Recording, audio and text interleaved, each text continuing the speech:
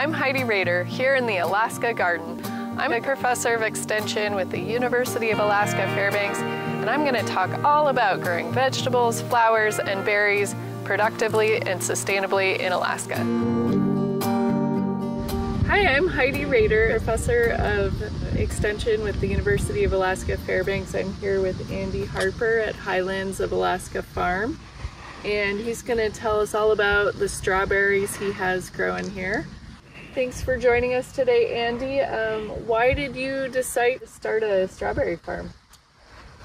Well, when I'm originally not from Alaska, I'm originally from Idaho, and when I moved up here up in 2015, I was interested in some form of agriculture, but I didn't even know necessarily what exactly. And so anyways, I happened to run into a gentleman named Papa over in North Pole at the time, and he was growing strawberries and all different types of berries, and so that kind of sparked my interest. And as time went on, as I was looking for a farm of my own, or just to get started in the farming, because that's what I always wanted to do. I knew strawberries were something that I could grow the same year and produce strawberries and try to, get a business going that way, where other berries take either 2 to 5 years to get going before you even see any type of profit. And so that's kind of what got me into strawberries, and yeah, it's been good. Varieties are also really important when you're growing strawberries here in Alaska, and especially interior Alaska. We have really long days, and some of the varieties, like the June bears especially, are affected by those day lengths. So what kind of varieties do you grow here on the farm? So the main variety that I've grown for a long time is Albion. Albion is a day neutral.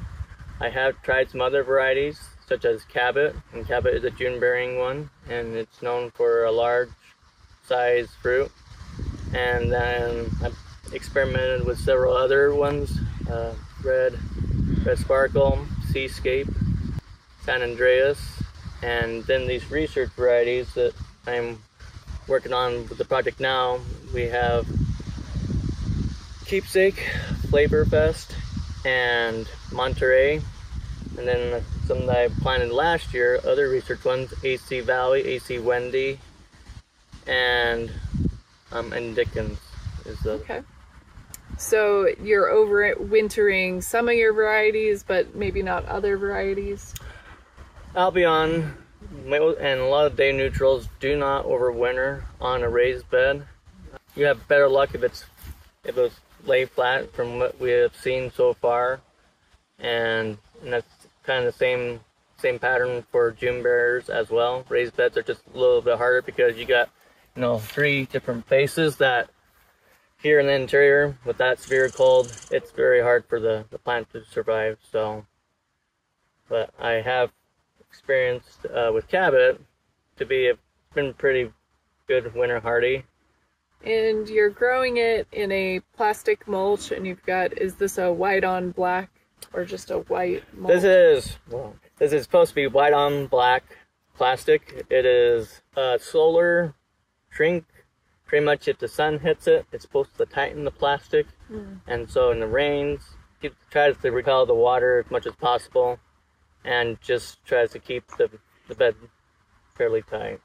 So. And I know some people use low tunnels or even grow in a high tunnel. Have you experimented with those methods at all? I have tried growing the strawberries in like this high tunnel that we have over here, and as long as you got good airflow, they actually do fairly well. Now in yield differences, I would say there's maybe a slightly better yield in a high tunnel, and you do get a longer growing season with a high tunnel. So. And you also mentioned that you grew organically, and now you're also adding some conventional fertilizer in. Can you tell us a little bit about your tissue analysis and how you decide how much to fertilize? So when we do fertilizing organically, we've been doing it since 2018, and the price of organic fertilizer is fairly high, and the solubility of the fertilizer it's used quite rapidly for the plants, and doing so it requires more, and we haven't really seen a very good production for yield wise. And so this year we decided to do a hybrid system with conventional to see if we can increase those yields. We've worked with the crop consultant on that to adjust how much fertilizer that we need to put on. Which you're adding into the drip irrigation as Correct. fertigation. Yeah, and we also do foliar application as well. So I'll have a backpack sprayer, and in the evening time or early morning, I will do another foliar nutrient application on top of that to help continue to give energy to the plants and trying to create that healthy plant that way. So I think one of my problems is I've bought bare root strawberries and I just planted them like I would plant any other transplant. I didn't know it was so important to get the roots straight down and not form the J. Correct. So can you show us a little bit about your technique of how you plant a strawberry and make sure the roots go straight down? Yeah. So here we have the strawberry, we have the roots here, and then the crown right here. And so the important thing is you want to be able to, when you plant it, to pretty much be almost halfway on the crown, and to avoid jaying, as you were saying, because when it jays, for whatever reason, the strawberry plant just either dies or it doesn't really produce at all. So I'm just going to show you a demonstration of how to, when we transplant, and how to do it. So typically we will usually I go about almost 2 inches from the drip irrigation. So it's right here, the drip irrigation. So I lay it down and I will take the bottom inch of it and I will just kind of shove it down through the plastic and just kind of wiggle it in. And I'll keep going, and I just kind of hold the plant, and then when I get to that point where it's level with the plastic or the soil, you want to do a little bit more, and you kind of push down until you hear a little pop, and then I just kind of gently pack around the plant so there's no air pockets, and then that's pretty much it. And then another thing that you do during the season is you take off the runners and the daughter plants of any annual you're growing, right? Correct. Yeah, because the daughter plants or the runners takes away the energy from the plant from, trying to, at least with the neutrals, of trying to produce a strawberry. So what I do and what you can do, either you can take scissors or I just do it by hand, and I just kind of do this. I can pinch it, or if they got farther along, I just kind of grab it and just kind of pull them off, and then you can just set them to the side. So. Okay. What do you want to wait till the daughter plants are formed on the runners, or does it matter? If you're going to do tips, yeah, you will want to wait till the daughter plant forms on the runner, and you wanted to have at least have some root buds on the bottom, or even have some roots on it to do the tips. Okay. If you're going to do it that way. Okay. And then I've seen some other people where they actually just take little 2 or 4 inch by 4 inch pots, and they'll just stick them in them. Okay. In the pot, and then they can have a transplant. Okay. Ready that way. Great.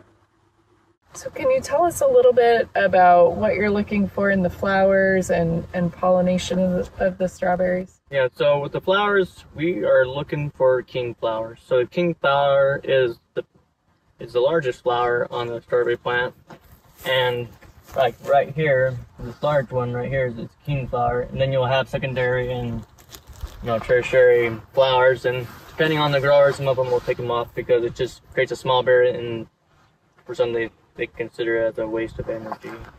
Now, when it comes to pollination with these flowers, you get all sorts of different insects. The main ones that we see out here are bumblebees, then honeybees, and then different types of flies that will pollinate. What are your biggest pests issues out here? So the main pests that we deal with here, especially in the interior, we have sap beetles. And sap beetles usually come just because if you have fruit that might be slightly overripe, then they put holes in the fruit. When do you start harvesting your berries?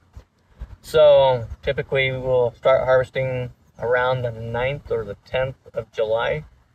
And then from that point on, we will harvest 2 to 3 times a week until the hard frost comes. And do you ever try to use frost cloth or anything to extend the season a little bit more? Yeah. You would be able to extend the season if you had frost cloth, maybe about a week or 2. But then we're here in the interior, when we lose light, that really affects the sweetness of the strawberry and the growth. There is an advantage to growing here because the temperatures the strawberries actually like a cooler temperature than they're getting in much of the lower 48 during the summer, at least. Correct. Yeah, because here in the interior, that's probably the main advantage, but we'll keep a fairly moderate and steady temperature, and then having longer day lengths helps as well.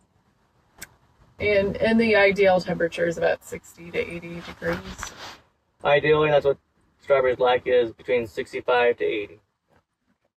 And you've been doing this for a number of years. Is there anything you would have done differently when you started out? Probably the biggest thing would have been to have done more research, more education, because I didn't really know exactly what varieties, but on commercial side, there's not a lot of information with the interior of Alaska on commercial production, and that's definitely would have been very helpful. And maybe have tried the high tunnels or the low tunnels earlier. That would have been probably a lot more helpful. And just try to do a lot more experimental on smaller scale. Because when you try to do on a large scale, it's pretty risky. You can either have a good year or it can kill you. Well, your experiments are probably going to help some other farmers or gardeners be a little more successful. So yeah, that's my hope. For me, like, the more information that we share helps not just gardeners, it helps the growers, and I think the more people collaborate, the better that we can create hopefully a strawberry culture or industry here in Alaska. So what keeps you inspired to keep farming the strawberries? When people get into farming, they don't do it for money, they do it for, it's a way of life. It's something that feels self-rewarding. You do all the work and you see the fruit from your labors. That's great. Well, thank you so much for sharing all this information and your beautiful farm with us, and hopefully this information will help some other farmers and gardeners. Yeah.